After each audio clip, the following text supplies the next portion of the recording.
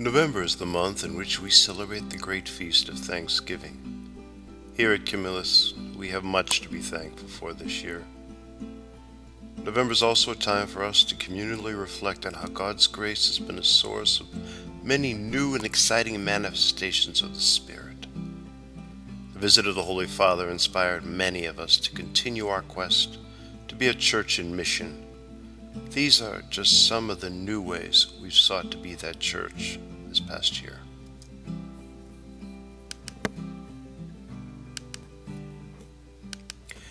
Mission is a large part of our ministry here at Camillus, and under the direction of our new mission board, 2015 saw us expand in many new directions.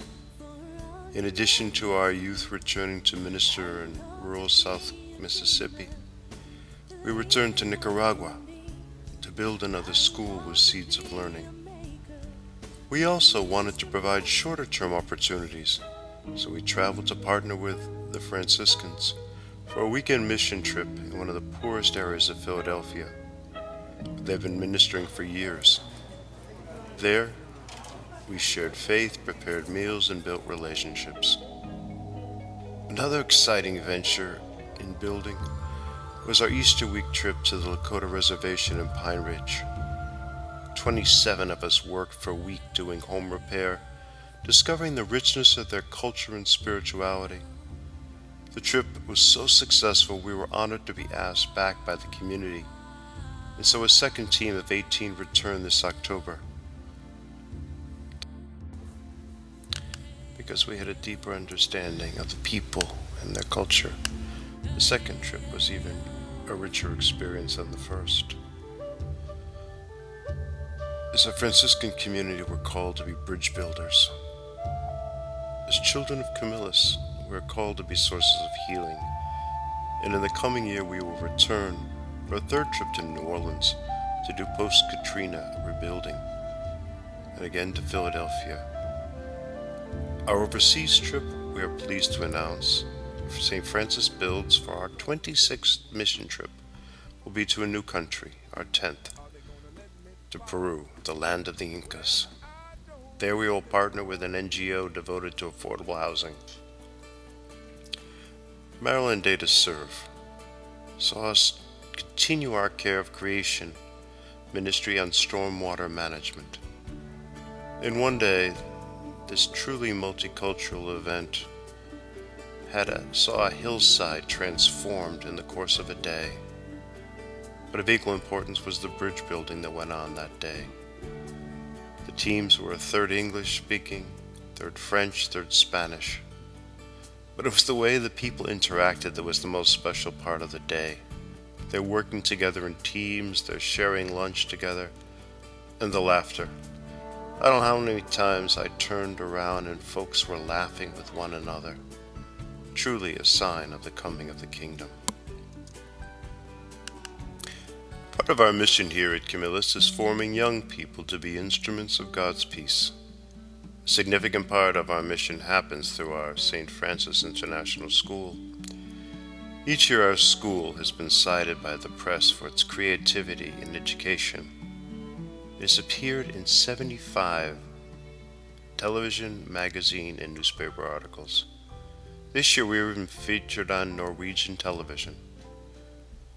That recognition became national this spring when the National Catholic Education Association honored us with its award for excellence in leadership in diversity and education. One of the things we seek to form our children in is a love of God's creation. One of the ways we try to do that is in our school garden project, where children in the third grade learn about the land, sowing, harvesting, nutrition, serving. We were so gifted when Alan Mangan agreed to step forward and create this program. Just one of the many ways people sharing their passions and gifts is building the kingdom here.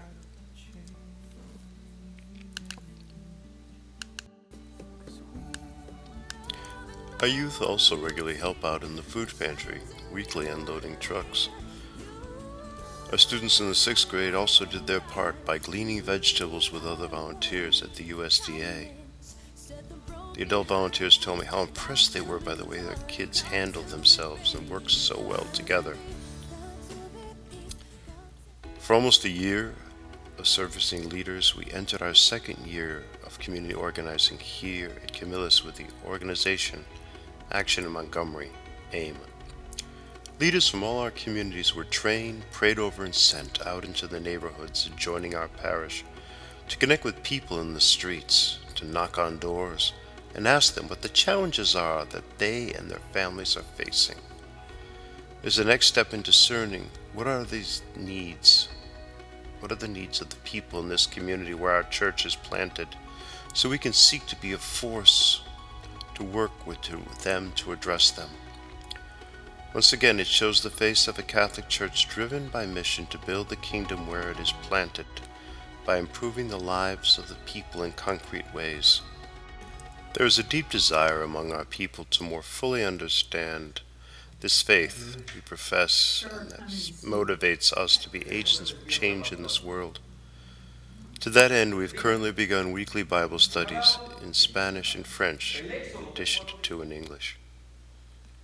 In an effort to deepen our offerings in spirituality, we've launched a contemplative photography group that's been an incredible rich source of sharing and conversation for 18 of us.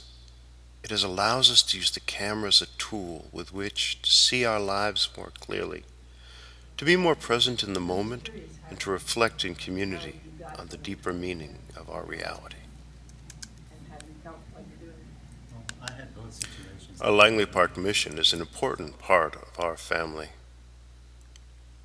One of the ways we demonstrate this commitment is our summer outreach to families with young children. During the school year, many of these children qualify for free hot meals. In the summer months when school is closed, we seek to fill that gap by feeding lunches to as many as 80 children daily. These lunches also provide an opportunity for us to connect with families and to connect them with the many services and programs we offer through our mission.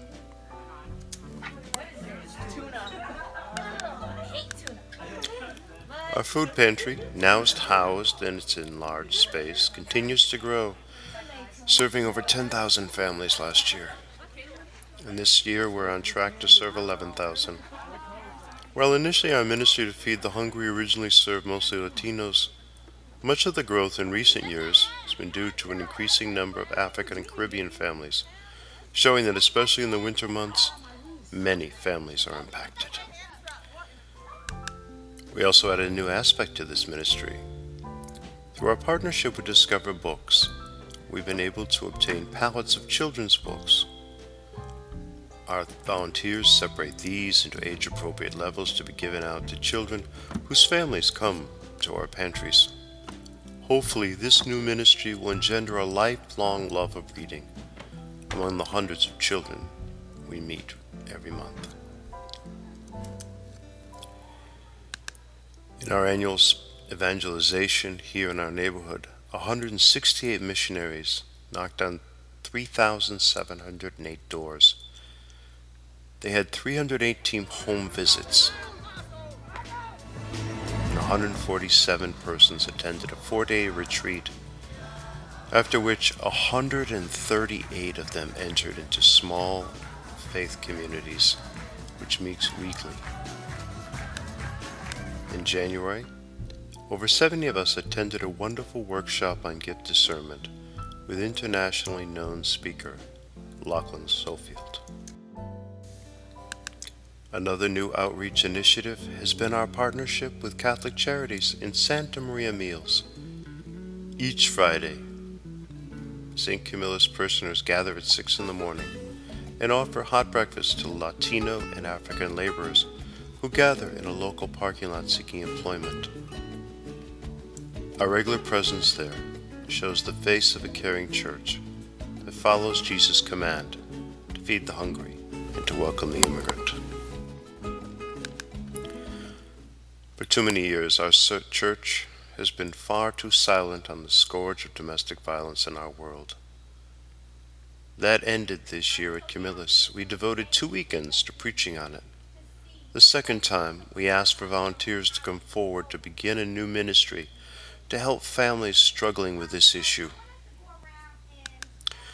The number of volunteers that came forward and their enthusiasm was mind-blowing. In this ministry, we're focusing on education, talking about how to promote healthy relationships. We're working on preparing people to receive and refer folks in crisis, and to begin a network of support here at Camillus. Well, that's what I was thinking. In October, St. Camillus hosted a conference for all those priests and parish staff interested in creating similar ministries in their communities. It is our hope that working together on this very important issue, we can show how important it is as a peace issue, as a justice issue in our church, and make a positive difference in the lives of struggling families. In February, we hosted a special retreat for couples.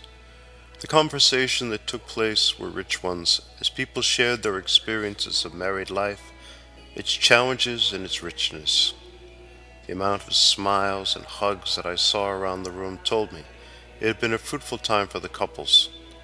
We'll offer again this winter with a special outreach to the Langley Park community. Our Kairos prison ministry saw St. Camillus parishioners enter into a whole new phase. We saw new parishioners joining old parishioners in 2 additional retreats. We also, for the first time, had Camillus people go to a new prison, where the retreat was so successful, the warden enthusiastically invited them back. And there will be another retreat in December. Also, this fall, we're very excited to have the first woman from Camillus, Martha Garcia, to be part of the Women's Kairos Retreat at the facility at Jessup. We have much to be thankful for here at Camillus. These new initiatives are only a few of the reasons to be thankful. They're some of the newest ways the Spirit has manifested itself here at St. Camillus, working through you to make the kingdom more a reality in our place and our time. It is your openness to that Spirit, your willingness to share in this mission with your ideas and your inspirations, your time and your talent, that makes Camillus such a dynamic place.